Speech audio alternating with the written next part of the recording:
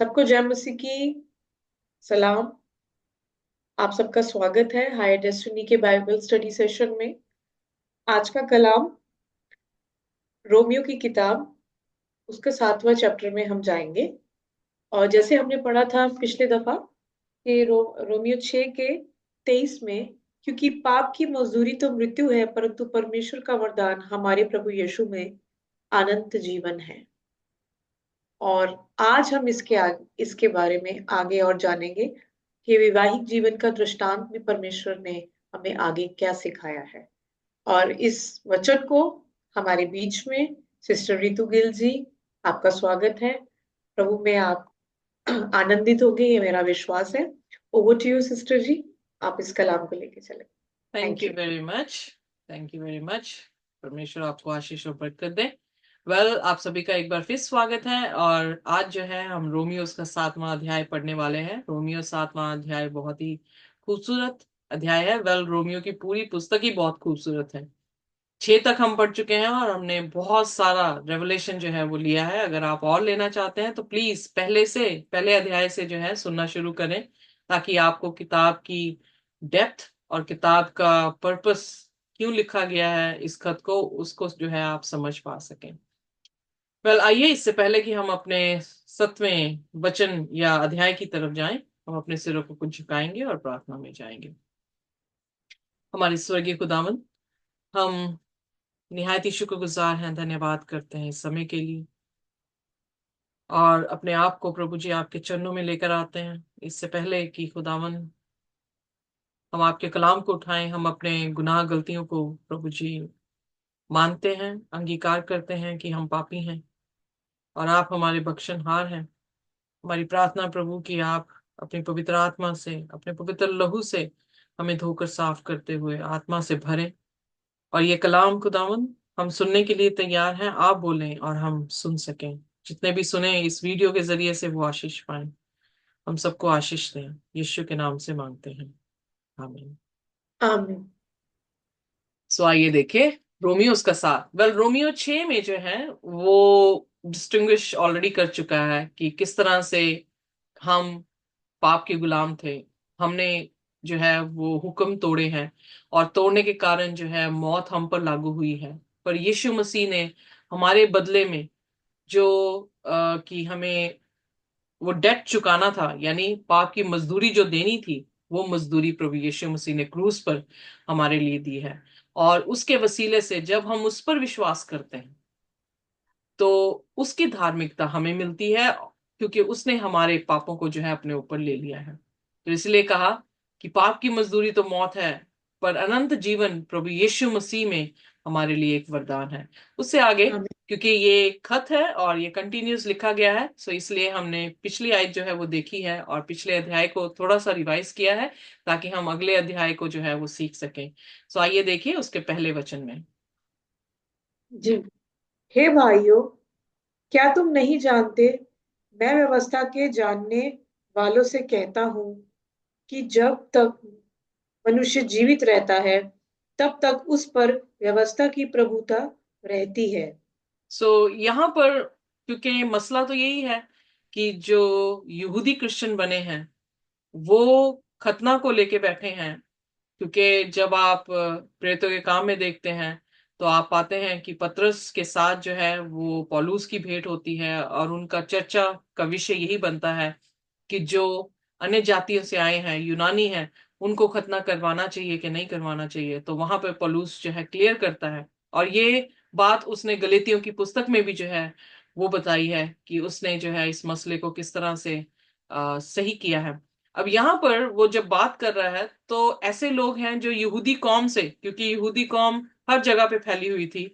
हम प्रेरितों के काम उसके दूसरे अध्याय में पाते हैं, फसह के दिन जब पेंतिकोस का दिन आया, तब हर इंसान जो है अलग अलग देशों से वहां पर यहूदी पहुंचा हुआ था, क्योंकि फसह का दिन मनाने के लिए आए थे।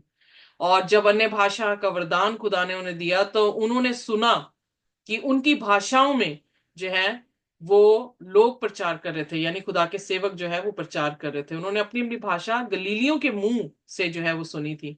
यहाँ पर भी कुछ यहूदी हैं जिनसे वो बात कर रहा है, जो कि रोमियो की कलीसिया में पाए जाते हैं। उनसे ये कह रहा है कि जो लॉ है उससे तब तक हम जुड़े हैं जब तक हमारे पास जिंदगी है। जैसे उसने एग्जाम्पल एक मैरिज या मैरिड वुमेन की दी है, आइए देखिए उसके दूसरे वचन में। क्योंकि विवाहिता स्त्री व्यवस्था के अनुसार अपने पति के जीते जी उससे बंधी है, परंतु यदि पति मर जाए तो वह पति की व्यवस्था से छूट गई। इसका मतलब ये ना सोचें कि आदमी जो है वो व्यवस्था के साथ जो है अपनी औरत के साथ नहीं बंधा है, पर कुछ खास वजह है, वजूहत है कि जिसमें यहाँ पर औरत का जिक्र किया गया है, क्योंकि औरत कलीसिया को दर्शाती है और पति जो है वो यीशु मसीह को दर्शाता है। इसलिए कलीसिया से बात कर रहा है, तो इसलिए उसने औरत का जिक्र किया कि जब तक उसका आदमी जीवित है तब तक वो उसके साथ बंधी हुई है, और जब वो मर जाता है तब वो आजाद हो जाती है। हम सभी जानते हैं कि जब हमारी शादी हुई थी तो हमने यही वॉव्स लिए थे कि जब तक हमें मौत अलग ना करे हम एक दूसरे से अलग नहीं होंगे। इसलिए एक एक लॉ है जो हमें बांध के रखता है। जब तीसरे वचन में आता है तो आइए देखिए वो क्या कह रहे हैं। इसलिए यदि पति के जीते जी वह किसी दूसरे पुरुष की हो जाए तो वह विचारिणी कहलाएगी, परंतु यदि पति मर जाए तो वह उस व्यवस्था से छूट गई, यहाँ तक कि यदि किसी दूसरे पुरुष की हो जाए तो भी व्यभिचारिणी ना ठहरेगी। अकॉर्डिंग टू लॉ जो है, हम जब तक जीवित हैं या हमारा पार्टनर जब तक जीवित है, हमारा उसके साथ जो है वो हम बंधे हुए हैं। और अगर वो जीवित होते हुए हम किसी और के साथ अपने संबंध बनाते हैं तो उसको व्यभिचार कहा जाता है। ये जिस्मानी भी है और बाइबल में रूहानी यानी आत्मिक भी जो है व्यभिचार को दिखाता है कि जब हमारे पास परमेश्वर है हम उसे छोड़कर किसी और को परमेश्वर मानते हैं तो हम आत्मिक तौर से व्यभिचार करते हैं। पर अगर पति मर जाए तो हुक्म के अनुसार या कानूनी तरीके से अगर देखा जाए तो वो औरत आजाद हो जाती है और वो किसी के साथ भी जो है वो शादी कर सकती है। अब इस उदाहरण को वो किस तरह से लेकर आता है हमारे सामने, आइए अब चौथे वचन में जो है हम देखेंगे।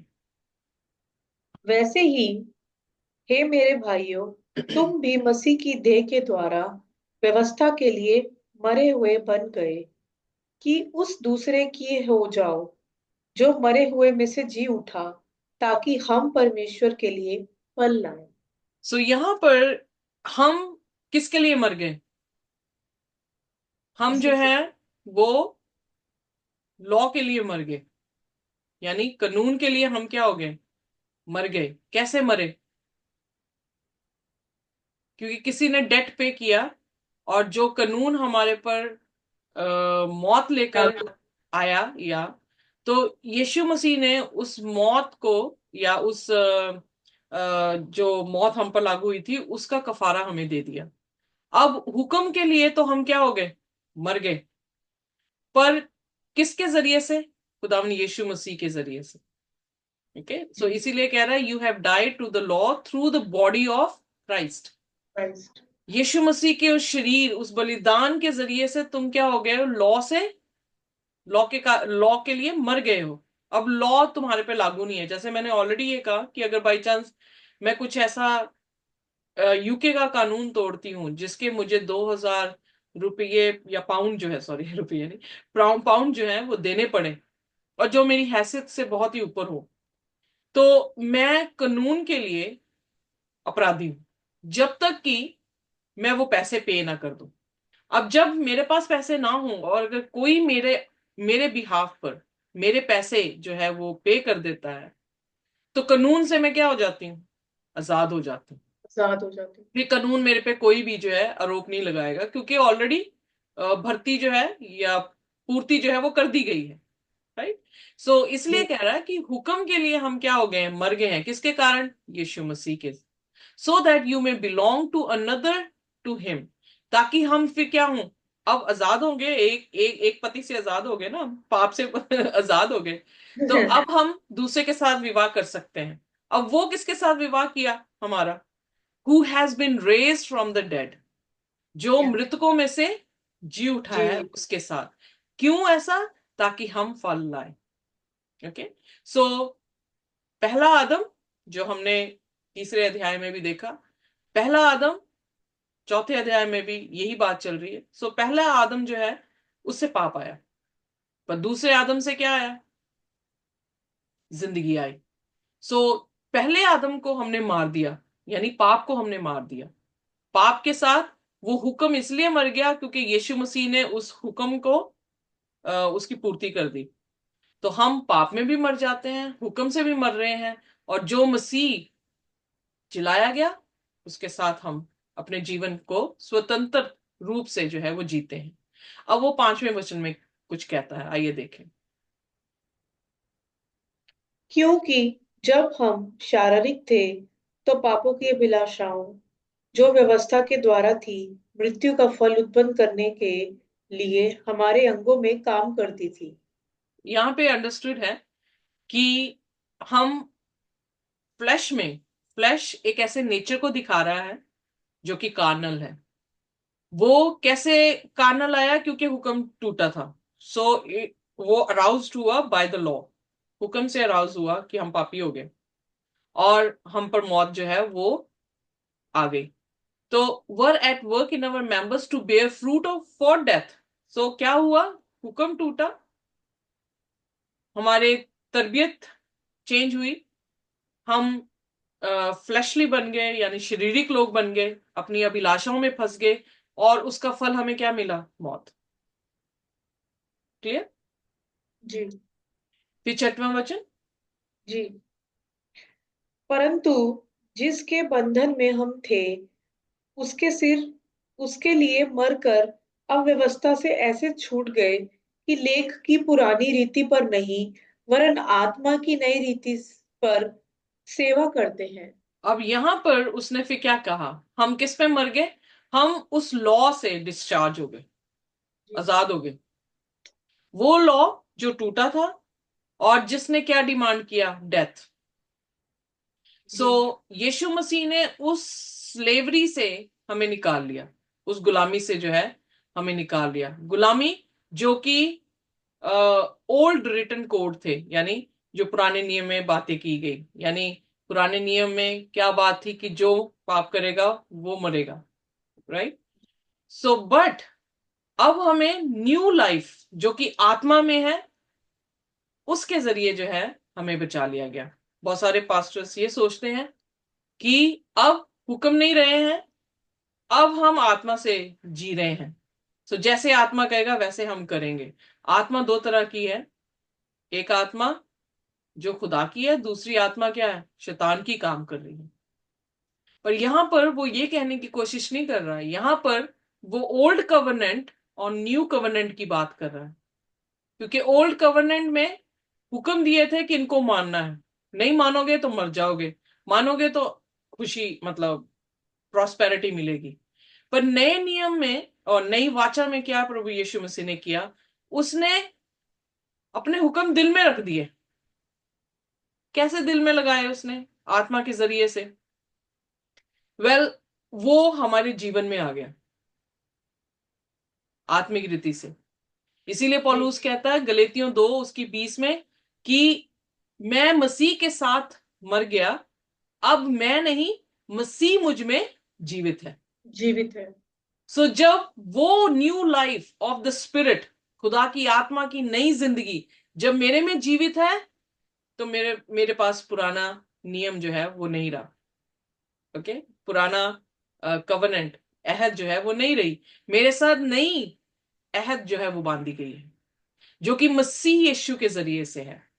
पुरानी अहद मूसा के जरिए से था, पर नई अहद प्रभु यीशु मसीह के जरिए से है। सो यीशु मसीह अपनी आत्मा देता है, और वो आत्मा हमारे दिलों में क्या लिखती है? 10 हुक्म। डिफरेंस सिर्फ इतना ही है कि जो मध्यस्थ है वो बदल गया। हुक्म वहां पर भी थे, हुक्म नए वाचा में भी है। Okay, yes. वहां पर भी परमेश्वर उनका परमेश्वर है, लोग उसके लोग हैं। नई वाचा में भी परमेश्वर उसका परमेश्वर है, लोग लोग, यू नो। बट क्या बदला? मध्यस्थ। पहले मूसा के जरिए से थी, अब किसके जरिए है? प्रभु यीशु मसीह के। यीशु के इसलिए जरिए। इब्रानियों में पौलुस कहता है कि नई वाचा बेहतर वाचा होगी। क्यों होगी? क्योंकि उसका मध्यस्थ कौन है? प्रभु यीशु मसीह। यीशु और मसीह। प्रभु यीशु मसीह हम में जीता है। जैसे वो शारीरिक तौर से उसने पाप नहीं किया, जब वो हमारे में जीता है तो हमारी जिंदगी से भी हमें किससे आजाद कर रहा है? पाप से। सो यही खूबसूरती जो जी है रोमियो की पत्री में पौलुस सिखाने की कोशिश कर रहा है। तो बहुत सारे जो है हमारे भाई बहन, हमारे लीडर्स, मिनिस्टर्स जो हैं वो मिसअंडरस्टैंड कर रहे हैं। पर ध्यान से पढ़ें, क्योंकि शुरुआत से ही इसको एक ही आयत को ना पकड़ें, शुरुआत से पढ़ते जाएं तो समझ आएगी कि ये किताब जो है वो क्या बता रही है। आइए अब देखते हैं लॉ एंड सिन, 7वां वचन। तो क्या कहें? क्या व्यवस्था पाप है? कदापि नहीं।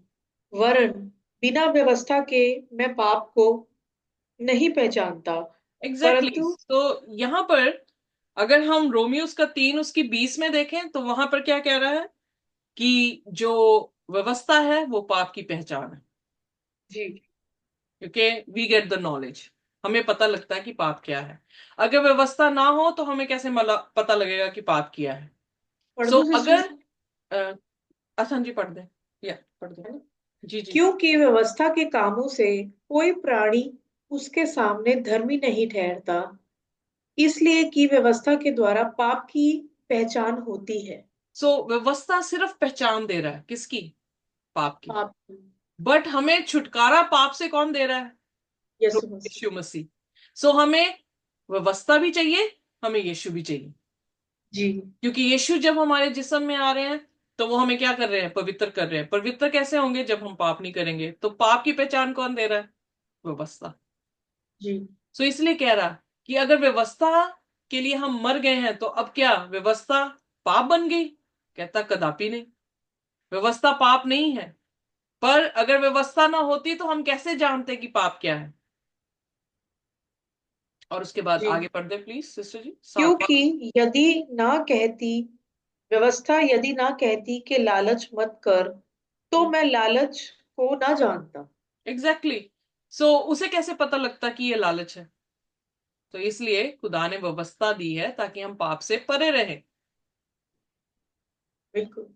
8वां वचन सिस्टर जी। परंतु पाप ने अवसर पाकर आज्ञा के द्वारा मुझ में सब प्रकार का लालच उत्पन्न किया, क्योंकि बिना व्यवस्था पाप मुर्दा है। एग्जैक्टली क्योंकि व्यवस्था पाप की पहचान कर रही है। अगर व्यवस्था मर गई तो फिर पाप भी नहीं दिखा। सो इसलिए वो कह रहा है कि law, from the law sin lies dead. अगर लॉ ना होता तो क्या, अगर यीशु मसीह बागेदन में आदम और हवा को ये ना कहते कि ये फल नहीं खाना, तो अगर वो खा लेते तो वो लॉ ही ना टूटता। जी। तो मौत मतलब पाप जो है वो मुर्दा है उस टाइम। पर वो क्या कहने की कोशिश कर रहा है कि यही लॉ है जो मुझे ये बताता है कि मुझे पाप नहीं करना है। जी। नौवां वचन। हाँ जी। 8वां वचन, सॉरी मैंने पूरा नहीं अभी तक समझाया, एक बार फिर पढ़ दें सिस्टर जी। सॉरी। परंतु पाप ने अवसर पाकर आज्ञा के द्वारा मुझ मुझ में सब प्रकार का लालच उत्पन्न किया, क्योंकि बिना व्यवस्था पाप मुर्दा है। कैसे? क्योंकि उसने सिन कैसे क्रिएट किया, आदम और हवा से पाप कैसे करवाया? हुक्म की नाफरमानी के जरिए से। जी। जी। सो हुक्म ही तो था, यू नो, जिससे जी। वो पापी और जिससे वो धर्मी ठहरते। हुक्म टूटा तो वो पापी ठहरे, अगर हुक्म रखे थे तो वो धर्मी थे।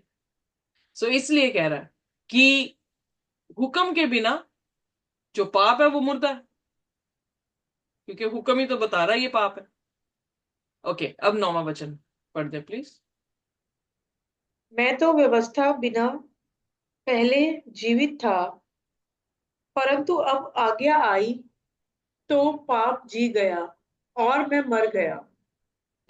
सो इसलिए हमारे पे मौत आ गई। क्यों? क्योंकि व्यवस्था आई, व्यवस्था से पाप हुआ, मतलब व्यवस्था को तोड़ा गया तो पाप बना।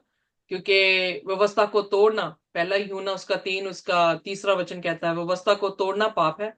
सो जब व्यवस्था आई हमने व्यवस्था को तोड़ा, जब तोड़ा तो क्या हुआ, पाप आया। और 8वीं आयत में ऑलरेडी कह चुका है, क्योंकि हमने व्यवस्था के जरिए से जो पाप आया है उससे बहुत सारा लालच हमारे बीच में जो है वो पैदा हुआ। तो इसका मतलब व्यवस्था को तोड़ने से जो पाप आया है उसके कॉन्सिक्वेंसेस जो है वो हमें देखने को मिल रहे हैं। तो जब व्यवस्था नहीं थी तब मैं जीवित था, पर जैसे ही व्यवस्था आई, क्योंकि टूटी तो व्यवस्था सामने आ गई, तो जैसे ही सामने आई हमारे, तो क्या हुआ, मेरा जो पाप था वो जी उठा। सिन रिवाइव्ड एंड आई जी। डाइड। और उसने कहा मैं मर गया। तो ऑब्वियसली मरना क्यों था, क्योंकि पाप की मजदूरी, ऑलरेडी वो बता चुका है मृत्यु। रोमियो 6 उसकी 23 में, पाप की मजदूरी मौत है। हाँ जी सिस्टर जी, 10वां वचन पढ़ दें। 10वां वचन। और वही आज्ञा जो जीवन के लिए थी मेरे लिए मृत्यु का कारण ठहरी।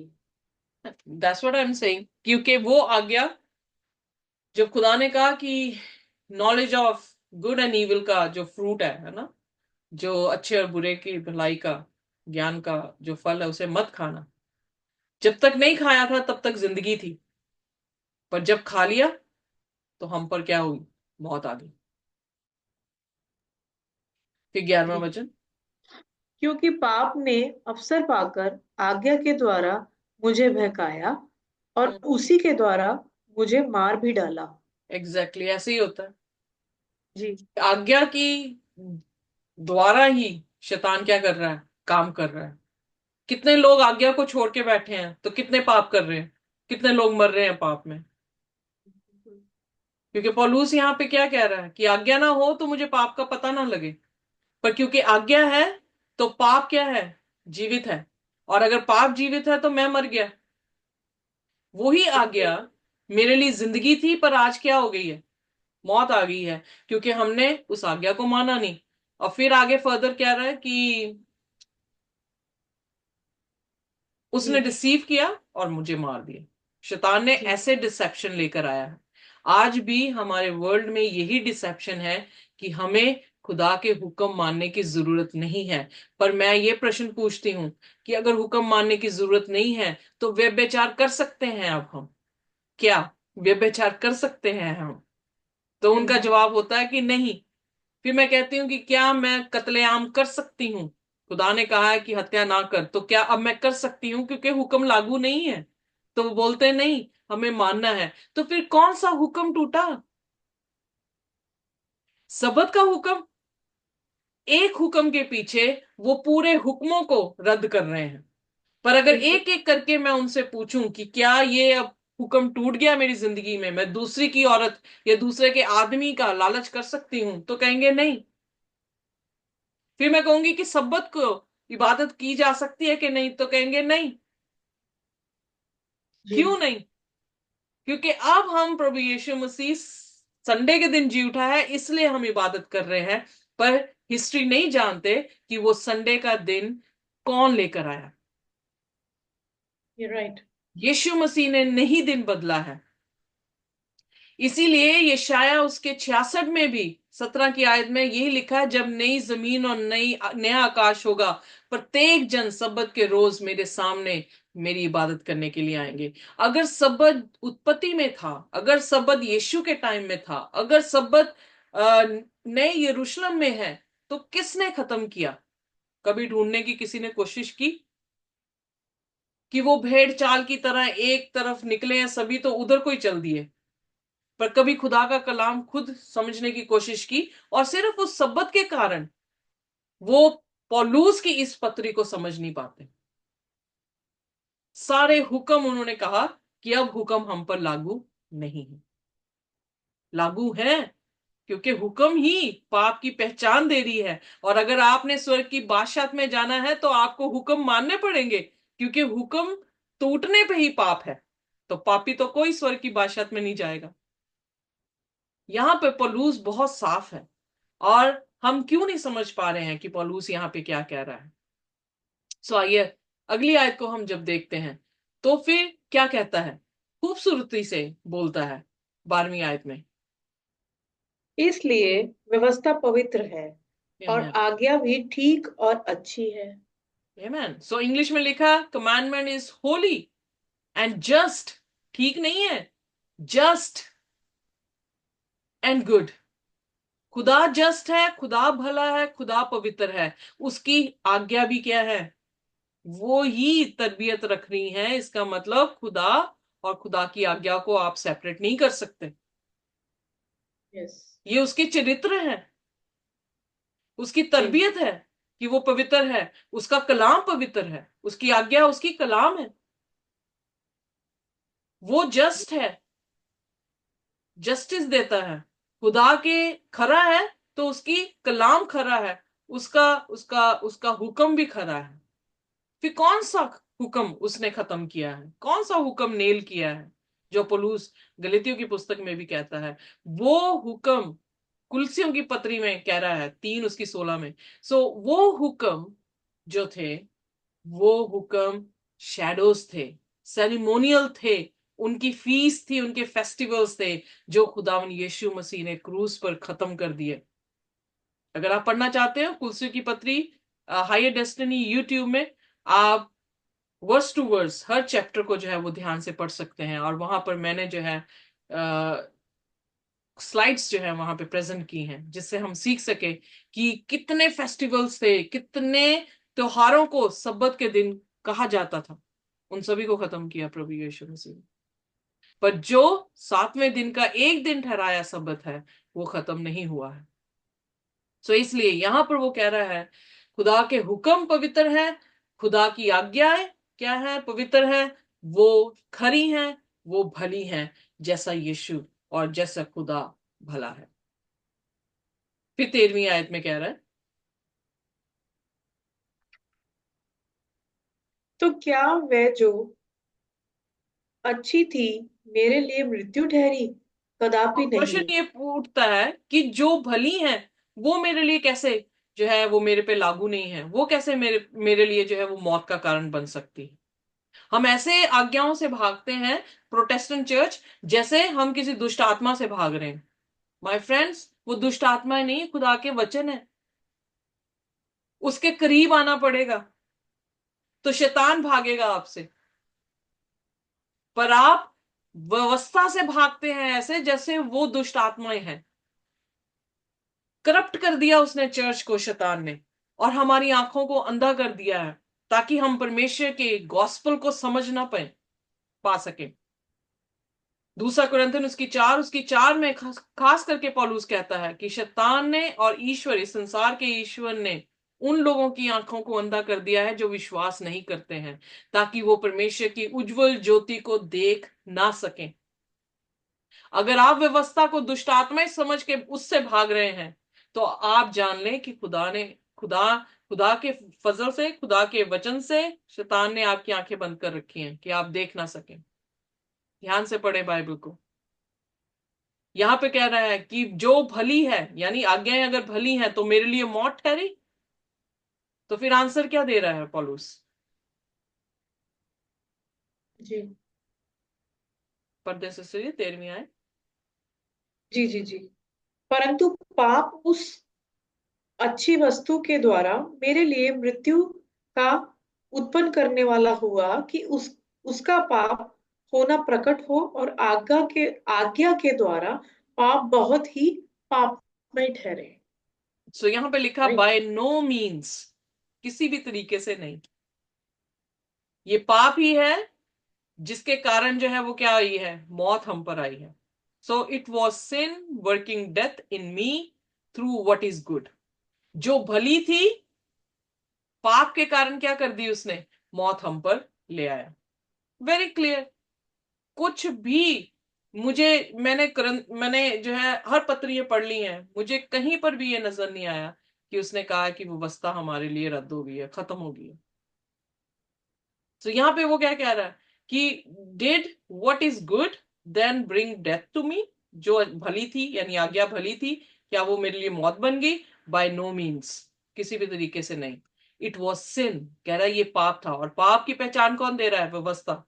पाप क्या जी है? व्यवस्था का टूटना। It was sin working death in me through what is good.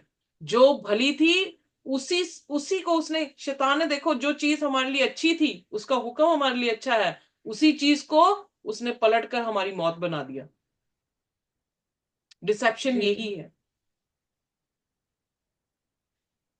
In order that sin might be shown to be sin, and through the commandments might become sinful beyond measure.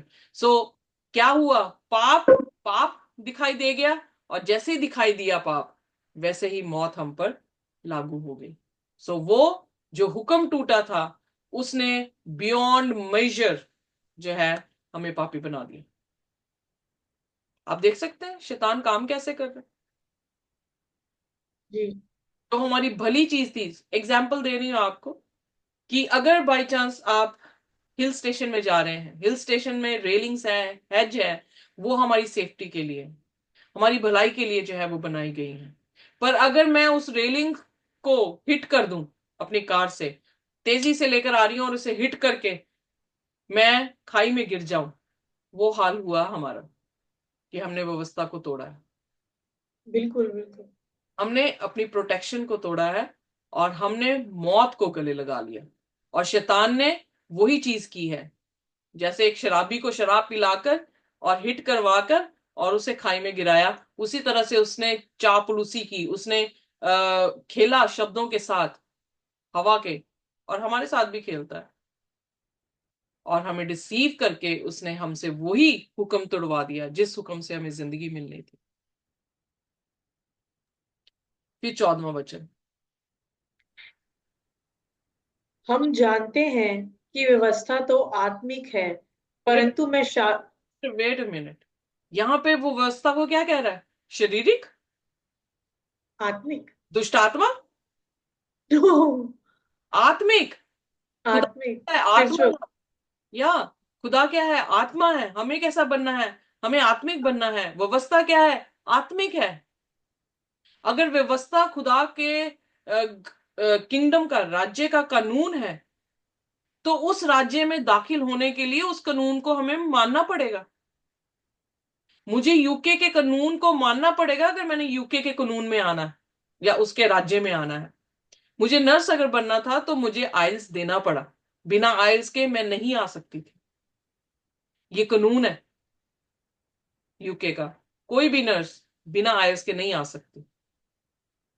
बिना आइल्स किए वो नर्सिंग में step in नहीं कर सकती है। उसी तरह से खुदा के राज्य का भी कोई लॉ होगा कि नहीं होगा, कि विदाउट लॉ चल रहा है परमेश्वर? बिल्कुल लो होगा। हुक्म है, उन हुक्मों को मानेंगे तो उसके राज्य के वारिस होंगे, अगर नहीं हुक्म मानेंगे तो उसके राज्य के कहां से वारिस होंगे? इतनी बड़ी गलती कर रही है हमारी क्रिश्चियन कम्युनिटी, जब ये सोचते हैं कि अब हमारे ऊपर परमेश्वर के हुक्म, 10 हुक्म लागू नहीं है। अब उसने कहा कि वी नो, हम जानते हैं कि लॉ भी क्या है? स्पिरिचुअल है, आत्मिक है। आगे पढ़ते सिस्टर जी। जी 15। मैं करता हूँ उसको नहीं जानता, क्योंकि मैं नहीं, चाहता हूँ। 14वां सिस्टर जी, अभी मैंने फिनिश नहीं किया 14, प्लीज। अच्छा चलिए, सॉरी सिस्टर जी। सॉरी सॉरी, या प्लीज कर दे। हम जानते हैं कि व्यवस्था तो आत्मिक है, परंतु मैं शारीरिक और पाप के हाथ बिका हुआ हूँ। Exactly exactly। अब देखें वो कंट्रास्ट दे रहा है, इंसान को कैसे दिखा रहा है कि हम आत्मिक नहीं है, हम क्या हैं? हम शारीरिक हैं। शारीरिक है हाँ। पर आत्मा क्या है? आत्मिक है।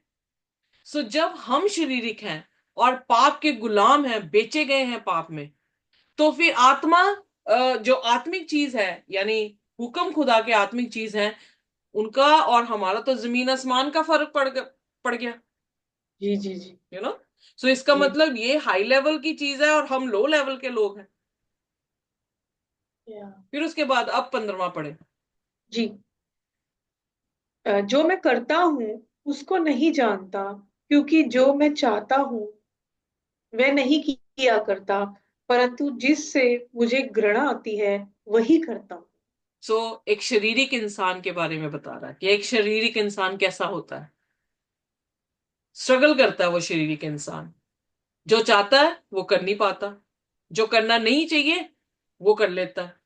सो जिससे वो नफरत करे वो कर रहा है। सो कहने का अर्थ है कि एक स्पिरिचुअल स्थाई है, एक ही है, अनचेंजेबल है। पर एक कार्नल इंसान जो शारीरिक है, वो डगमगाता हुआ इंसान है। तो हुक्म जो है वो शारीरिक नहीं है, जो डगमगाए, जो आज है कल नहीं है। नो, जब हुक्म है वो आत्मिक है, स्थाई है, कभी बदलते नहीं है। जैसे परमेश्वर नहीं बदलता, वैसे ही उसका वचन नहीं बदलता। अगर व्यवस्था खत्म कर देनी होती यीशु मसीह ने, तो यीशु मसीह को आके मरने का क्या जरूरत थी? क्या जरूरत थी? पॉइंट है व्यवस्था सही। टूटी थी, इसीलिए तो उसने पेनल्टी दी है मरने की। जी। अब उस पेनल्टी से हमें आजाद किया, इसका मतलब ये नहीं, तभी तो उसने मरियम से कहा कि जा, मैं भी तेरे पे दोष नहीं लगाता, पर पाप मत करना। उस पेनल्टी जी। देने का मतलब ये नहीं है कि मैं दोबारा से अपनी गाड़ी ठोक दूं किसी के साथ। जैसे हमने शुरू में भी एग्जाम्पल ली कि अगर मैंने कोई कानून तोड़ा है या गाड़ी ठोक दी है और मुझे पेनल्टी पड़ी है और मेरी हैसियत से बाहर है, मैं नहीं भर सकती उसको, तो तब तक मैं दोषी हूं। पर किसी ने मेरी भर दी है, तो हुक्म के मुताबिक अब मैं दोषी नहीं हूं और मैं आजाद हो गई हूं हुक्म से। पर इसका मतलब ये तो नहीं हुआ कि मैंने दोबारा जाके गाड़ी किसी को ठोकनी है, फिर दोबारा से यही कर्जा मैंने अपने सिर पे लेना, फिर कोई आके कर्जा मेरा जो है वो देगा। सो जब हम बचा लिए गए हैं, अब क्यों हम दास्तव में जाएं? क्यों हम पाप के दास्तव में जो है वो जाएं? सो यहां पर वो स्पिरिचुअल और कार्नल, शारीरिक और आत्मिक, दोनों चीजों की डिफरेंट जो है वो पिक्चर दिखा रहा है। आइए 16वीं आयत भी देख ले। जी। यदि जो मैं नहीं चाहता वही करता हूँ, तो मैं मान लेता कि व्यवस्था भली है। हम्म। तो ऐसी दशा में उसका करने वाला मैं नहीं, वरन पाप है जो मुझ में बसा हुआ है। Exactly exactly. क्यों? व्यवस्था तो क्या है? भली है। पर मैं जो मुझे करना चाहिए मैं नहीं कर पाता हूं, तो प्रॉब्लम किसकी है? मेरी कहता खुद। मेरी। पाप मेरे में बसा हुआ है, यू नो। सो हम अपने हिसाब से, जब कभी भी कोई एडमिनिस्ट्रेशन आती है, कोई भी पॉलिटिकल पार्टी जो है वो सत्ते में आ जाती है, तो वो अपने तरीके से, अपनी सहूलियत के अनुसार, किसी भी एडमिनिस्ट्रेशन में आप देखेंगे वो रूल्स चेंज कर देते हैं। जी। पर खुदा के रूल्स नहीं चेंज होते। वो आज, कल और हमेशा तक एक सा है। इब्रानियों 13 उसकी 8 में लिखा है। आमीन। परमेश्वर कभी बदलता नहीं, मलाकी उसकी 3 उसकी 6 में लिखा है। उसका उसका उसके जो हुक्म है वो भी कभी बदलते नहीं है।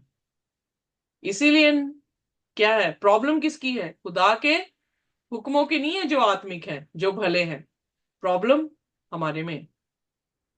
सो यहां पर वो ये एक्सप्लेन कर रहा है कि पाप है मेरे दिल में, जिस कारण मैं जो मुझे करना चाहिए मैं नहीं कर पा रहा हूं। फिर 18वां वचन। जी।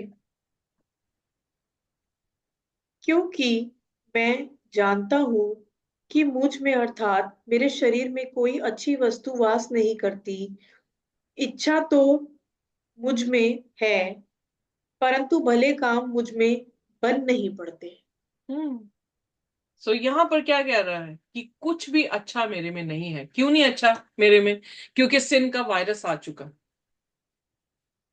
और जो सिन का वायरस आया है उसका एंटीडोट जब तक हम नहीं डालते, और वो एंटीडोट यीशु मसीह है। जब तक यीशु मसीह हमारी जिंदगी में नहीं आते, तब तक हम इसी तरह से स्ट्रगल करते हैं कि मैं जो चाहता हूं वो हो नहीं रहा, जो होना चाहिए वो हो नहीं रहा। आई यू गेटिंग मी? जी। जी तो सिस्टर। इसलिए वो कह रहा है कि जो अच्छा है वो मैं नहीं कर रहा, ईवल कर रहा हूं, गलत कर रहा हूं। और 20वें वचन में सिस्टर जी पढ़ दें। जी।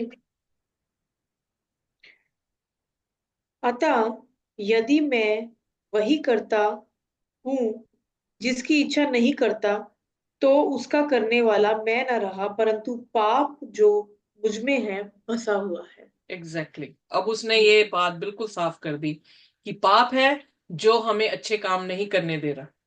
पर व्यवस्था क्या है? आत्मिक है। पाप हमें अनस्टेबल रख रहा है, पर व्यवस्था क्या है? स्टेबल है, आत्मिक है। ओके, जी सो अगर व्यवस्था हम नहीं मान रहे, पाप है मेरे में कि जो मैं करना चाहिए मैं नहीं कर रहा हूं, तो क्या मेरे अंदर है? पाप। अगर पाप है तो आप मौत के वारिस हैं। अगर यीशु मसीह है, उसका कलाम है, उसकी व्यवस्था आपके अंदर है, तो आपके पास क्या है? जिंदगी है। जी सो यही चीज जो है वो मूसा भी व्यवस्था विवरण में अपने लोगों को जो है वो बता रहा था कि अगर तुम हुक्म मानोगे तो तुम्हारे पास क्या है? जिंदगी है। अगर तुम हुक्म नहीं मानते हो तो तुम्हारे पास लानत है। यही बागेदन में हुआ था कि अगर तुम हुक्म मानोगे तो तुम हमेशा के लिए जीवित रहोगे, पवित्र रहोगे, अच्छे रहोगे। पर अगर हुक्म तोड़ते हो तो तुम्हारे पर क्या आ जाएगी? मौत आ जाएगी। चेंज जी कुछ नहीं हुआ, बातें सब सेम है। सो फिर उसके बाद अब 21वें वचन में वो आगे कुछ बताते जी। हैं। इस प्रकार मैं ये व्यवस्था पाता हूँ कि जब भलाई करने की इच्छा करता हूँ तो बुराई मेरे पास आती है। सो ये स्ट्रगल है हमारा कि व्यवस्था कहता पाप ना कर, पर मैं क्या कर रहा हूं? मैं चाहता हूं कि मैं पाप ना करूं, पर मैं क्या कर देता हूं? पाप मेरे अंदर बसा हुआ है। और फिर 22वां वचन। अ, क्योंकि मैं भीतरी मनुष्यत्व से तो परमेश्वर की व्यवस्था से बहुत प्रसन्न रहता हूँ, परंतु मुझे अपने अंगों में दूसरे प्रकार की व्यवस्था दिखाई पड़ती है, ओके, वो कौन सी व्यवस्था है? सो जो यहां मेरी पर उसने दो व्यवस्था का जिक्र कर दिया। व्यवस्था जो खुदा की है, व्यवस्था जो फ्लैश की है। फ्लैश की है। ठीक है। सो हमारी आत्मिक और एक क्या है? शारीरिक व्यवस्था, जिसमें हम बंधे हुए हैं। तो इसलिए कह रहा, I see in my members another law at war. So दूसरा एक हुक्म है जारी हुआ हो हमारे पे, वो कौन सा है? पाप का। सो जब पाप और आत्मिक खुदा के हुक्म जब आते हैं तो उनमें क्या हो जाती है? लड़ाई, बैटल है, एक संघर्ष है। इसीलिए वो कहता है मैं हर रोज अपने आप को मारता हूं, हर रोज मैं अपने आप को क्रूस पे चढ़ाता हूं, और हर रोज मैं मसीह में जीता हूं। सो इट्स अ स्ट्रगल, क्योंकि एक तरफ पाप का हुक्म है, दूसरी तरफ खुदा का हुक्म है। तो हम जो है उस दोनों में जो है अपना स्ट्रगल कर रहे हैं। यही कंट्रोवर्सी है, गुड एंड इवल। यही फल हमने चुना था कि हमें समझ की किसकी हो? अच्छी की भी हो जाए और बुरे की भी हो जाए। और अब क्या है? हम उसमें पिस रहे हैं। अच्छा खुदा का हुक्म है, बुरा हमारे शरीर का हुक्म है, पाप का सही बात। हुक्म है, शैतान का जी हुक्म है।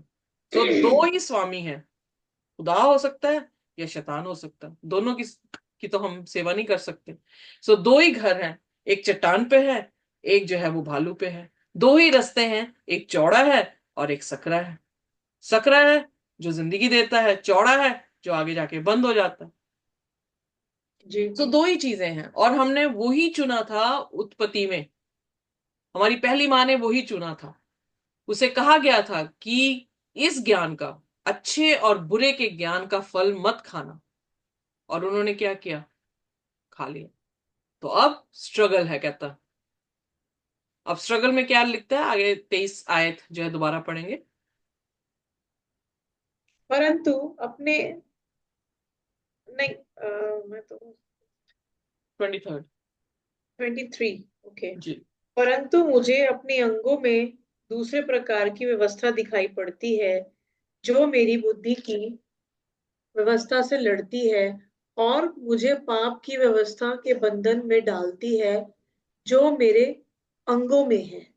एग्जैक्टली। सो अंगों में क्या है? पाप का वायरस। माँ की कोख से ही हम क्या हुए हैं? पाप में पैदा हुए हैं। सो एक तरफ खुदा की बुलाहट है, दूसरी तरफ जो पाप हमारे में है, हमारे अंगों में है, उसके साथ जो है हम लड़ते हैं। और इसीलिए वो कह रहा है कि परमेश्वर का हुक्म बुरा नहीं, जो मेरा पाप का हुक्म है वो मुझे खुदा के हुक्म को मानने नहीं दे रहा। जी सो आइए 24 आयत को देखते हैं। जी। मैं कैसे अभागा मनुष्य हूँ, मुझे इस मृत्यु की देह से कौन छुड़ाए। सो यही यही स्ट्रगल है गुड एंड इविल की। अब ये अपने आप को अभागा कह रहा है, सिर्फ पौलुस अभागा नहीं है, हम सभी अभागे हैं। अब हमें इस मौत की, शरीर से जो हमारे खून में दौड़ रही है मौत, पाप की मजदूरी, मौत जो दौड़ रही है, उससे कौन छुड़ाए? एक ही छुड़ा सका। और फिर उसका धन्यवाद करता है 25वां वचन। हमारे प्रभु यीशु मसीह के द्वारा परमेश्वर का धन्यवाद हो। इसलिए मैं आप बुद्धि से तो परमेश्वर की व्यवस्था का, परंतु शरीर से पाप की व्यवस्था का सेवन करता हूँ। सो यहाँ पर जो है वो धन्यवाद किसका कर रहा है? प्रभु यीशु मसीह का। क्यों? क्योंकि प्रभु यीशु मसीह हमने हमें छुड़ाया है। और इसलिए अपने दिमाग से वो परमेश्वर का हुक्म मान रहा है। शरीर में वो क्या है? किसका गुलाम है? पाप का गुलाम है। कहने का अर्थ यह है कि खून से तो मैं क्या हूं? पापी हूं। पर यीशु मसीह के बीच में दोबारा जन्म लेने से हम क्या हो जाते हैं? नए हो जाते हैं, नया, नई या सृष्टि एक नई सृष्टि जो है वो बन जाते हैं। जाते हैं। या सो मन यानी मेरा दिल, दिल की बात कर रहा है। दिल में तो खुदा के कलाम लिख दिया गया है, पर शरीर का जो कॉन्सिक्वेंसेस है पाप के, वो मैं अभी भी भुगत रहा हूं। क्या है कॉन्सिक्वेंसेस? जो वो कह रहा है एक ही कांटा है जो मुझे चुभता रहता है, शारीरिक कांटा हो सकता है, राइट। और उसकी बंधुआई हम देखते हैं कि हर पत्री वो जो है जेल से लिख रहा है। तो वो एक तरह से पाप का क्या बैठा हुआ है? शारीरिक तौर से तो वो गुलाम है, पर मन उसका प्रभु यीशु मसीह के लिए खुल गया है। जी। Hallelujah, hallelujah. आमीन। सो आइए अपने सिरों को झुकाएंगे और हम प्रार्थना में जाएंगे। हमारे स्वर्गीय खुदावन, हम आपके शुक्रगुजार हैं इस कलाम के लिए जो आपने समझ और अक्ल हमें दी है, ताकि हम पौलुस की इस पत्री को समझ सके। यकीनन खुदावन, जैसे आप भले हैं वैसे ही आपका कलाम, वैसे ही आपकी व्यवस्था।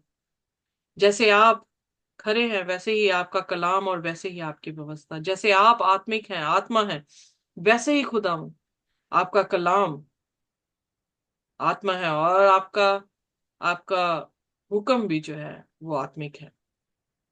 हमें माफ करें खुदावन कि हमने आपके वचन को, आपको कलाम को, जो कि आप हैं, आपको रिजेक्ट किया है बहुत बार। जब हमने आपकी उस जिंदगी को जो आपके हुक्म में है उसको नहीं अपनाया खुदावंद, हम हुक्म के अनुसार आपकी कुर्बानी पर विश्वास करते हैं, हुक्म के अनुसार अपने पापों का अंगीकार करते हैं खुदावंद। हुक्म के अनुसार खुदावंद हम आपको अपने जीवनों में बुलाते हैं ताकि आप हमें पवित्र करें जैसे आप पवित्र हैं। और आपने हमें पवित्रताई के लिए बुलाया है, पवित्र होने के लिए बुलाया है। हमें पवित्र करें प्रभु। हम अपना जीवन आपके हाथों में देते हैं। हमें आशीष और बरकत दें। और जो हमारे खून में, हमारी माँ के जरिए से प्रभु जी जो पाप के कण हैं, उनको भी आप खत्म कर दें। हमारा दिल आपका मंदिर रहे। यीशु के नाम से मांगते हैं, आमीन। आमीन। आमीन। Thank you so much sister ji. Praise the बहुत लॉर्ड। बहुत थैंक यू आपका। आज हमने बहुत बड़ी चीज कलाम से बहुत अच्छे इस वचनों को, इन मोतियों को लिया है। Thank you so much. आमीन। खुदा की, खुदा का अनुग्रह, उसकी शांति हमारे साथ जब तक वो आना चाहिए इसी तरह से बनी रहे। आमीन। आमीन। Thank you.